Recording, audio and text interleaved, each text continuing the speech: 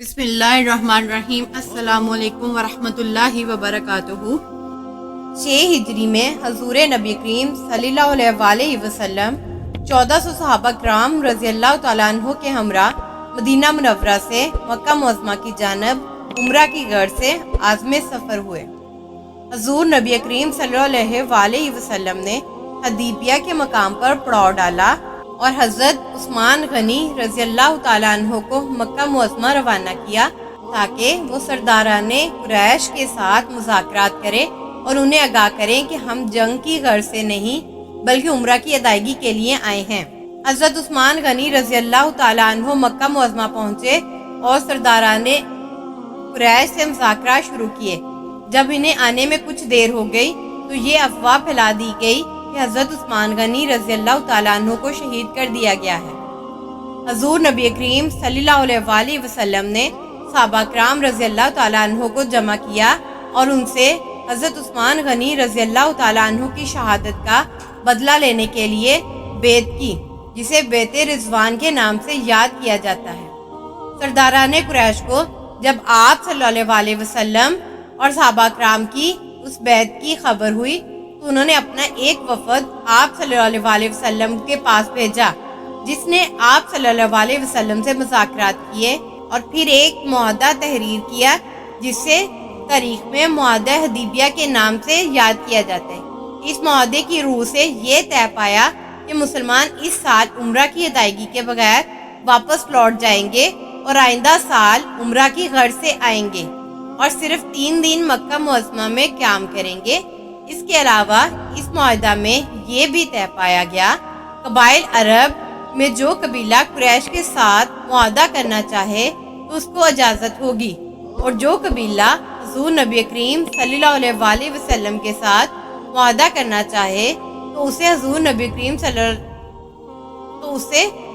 نبی کریم صلی اللہ علیہ وآلہ وسلم کے ساتھ معاہدہ کرنے کی اجازت ہوگی۔ چنانچہ اسی بنا پر قبیلہ بنی بکر نے قریش کے ساتھ معاہدہ کر لیا اور قبیلہ بنی خزاع نے حضور نبی کریم صلی اللہ علیہ وآلہ وسلم کے ساتھ معاہدہ کر لیا۔ یہ دونوں قبائل مکہ معظمہ کے نواح میں آباد تھے اور ان دونوں کے مابین ایک عرصہ سے عداوت چلی آ رہی تھی۔ 8 ہجری میں قبیلہ بنی بکر نے قریش کی مدد سے قبیلہ بنی خزاع پر حملہ کر دیا اور اس لڑائی میں قبیلہ بنی خزاع کے کئی سردار قتل ہو گئے۔ قبیلہ بنی خزاع کے کئی لوگ حرم کعبہ میں پناہ لینے پر مجبور ہو گئے، مگر قبیلہ بنی بکر کے ایک سردار نوفل نے حرم کعبہ کے تقدس کو بھی پامال کرتے ہوئے ان کو وہاں بے دردی سے قتل کر دیا۔ حضور نبی کریم صلی اللہ علیہ وآلہ وسلم کو جب اس واقعے کی اطلاع ملی تو آپ صلی اللہ علیہ وسلم نے قریش کے پاس ایک قاصد بھیجا جس نے سرداران قریش کو 3 شرائط پیش کی کہ قبیلہ بنی خزاع کے مقتولوں کا خون بہا دیا جائے، قریش مکمل طور پر قبیلہ بنی بکر کی حمایت سے الگ ہو جائے، یا پھر یہ اعلان کیا جائے کہ معاہدہ حدیبیہ ختم ہو گیا ہے۔ قریش نے حضور نبی کریم صلی اللہ علیہ وآلہ وسلم کے قاصد سے کہا، ہمیں تیسری شرط منظور ہے اور ہم کسی بھی طرح خون بہا نہیں دیں گے اور نہ ہی قبیلہ بنی بکر کی حمایت سے الگ ہوں گے۔ قاصد ان کا جواب لے کر مدینہ منورہ کی جانب روانہ ہوا تو سرداران نے قریش کو ہوش آئی، انہوں نے جلد بازی میں قدم اٹھا لیا ہے۔ انہوں نے ابو سفیان کو جو اس وقت تک مسلمان نہ ہوئے تھے انہیں مدینہ منورہ بھیجا تاکہ وہ جا کر حضور نبی کریم صلی اللہ علیہ وآلہ وسلم سے ملے اور معاہدہ حدیبیہ کی تجدید کریں۔ ابو سفیان رضی اللہ تعالیٰ عنہ مدینہ منورہ کی جانب روانہ ہوئے اور اپنی بیٹی ام المومنین حضرت ام حبیبہ کے گھر پہنچے۔ ام المومنین حضرت ام حبیبہ رضی اللہ تعالیٰ عنہ نے جب انہیں اپنے گھر میں داخل ہونے کی اجازت دی تو حضرت ابو سفیان نے بستر پر بیٹھنا چاہا۔ ام المومنین حضرت ام حبیبہ نے وہ بستر فوراً اٹھا دیا اور کہا، یہ نبی کریم صلی اللہ علیہ وآلہ وسلم کا بستر ہے۔ ابو سفیان اس کے بعد پہلے حضرت ابو بکر صدیق رضی اللہ تعالیٰ عنہ، پھر حضرت عمر فاروق رضی اللہ تعالیٰ عنہ اور پھر حضرت علی المرتضیٰ رضی اللہ تعالیٰ عنہ کے پاس گئے تاکہ یہ حضرات حضور نبی کریم صلی اللہ علیہ وسلم کے پاس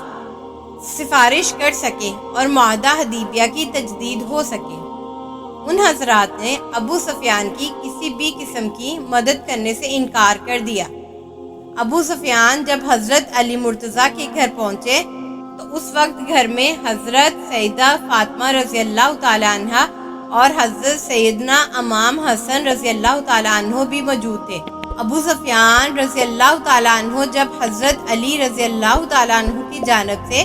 صاف جواب سن چکے تو انہوں نے حضرت سیدہ فاطمہ رضی اللہ تعالی عنہ سے کہا، اے فاطمہ رضی اللہ تعالی عنہ، اگر آپ کا یہ 5 برس کا بیٹا ایک مرتبہ اپنی زبان سے کہہ دے کہ میں نے ان دونوں فریق کے مابین صلح کروا دی تو آج سے یہ بچہ عرب کا سردار کہہ کر پکارا جائے گا۔ حضرت سیدہ فاطمہ رضی اللہ تعالی عنہ نے فرمایا، بچوں کا ان معاملات سے کوئی تعلق نہیں ہے اور تم ان معاملات میں بچوں کو ملوث نہ کرو۔ ابو سفیان رضی اللہ تعالیٰ عنہ نے جب حضرت سیدہ فاطمہ رضی اللہ تعالیٰ عنہ کا انکار سنا تو انہوں نے حضرت علی رضی اللہ تعالیٰ عنہ سے درخواست کی کہ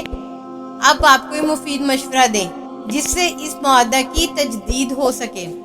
حضرت علی رضی اللہ تعالیٰ عنہ نے فرمایا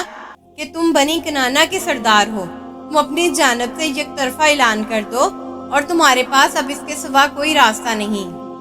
حضرت علی رضی اللہ تعالیٰ عنہ کے اس مشورے کے بعد ابو سفیان نے مسجد نبوی میں جا کر یک طرفہ اعلان کیا کہ ہم نے معاہدہ حدیبیہ کی تجدید کر دی ہے، مگر مسلمانوں کی جانب سے یا حضور نبی کریم صلی اللہ علیہ وسلم کی جانب سے اسے کوئی جواب نہ دیا گیا۔ یوں ابو سفیان رضی اللہ تعالیٰ عنہ اپنی سفارتی کوشش میں ناکامی کے بعد مکہ معظمہ لوٹ گئے۔ اگر آپ کو ہماری ویڈیو اچھی لگی ہے تو ہماری ویڈیو کو لائک کریں، شیئر کریں اور ہمارے چینل کو سبسکرائب کریں اور ساتھ لگے بیل کے آئیکن پر کلک کریں۔ شکریہ۔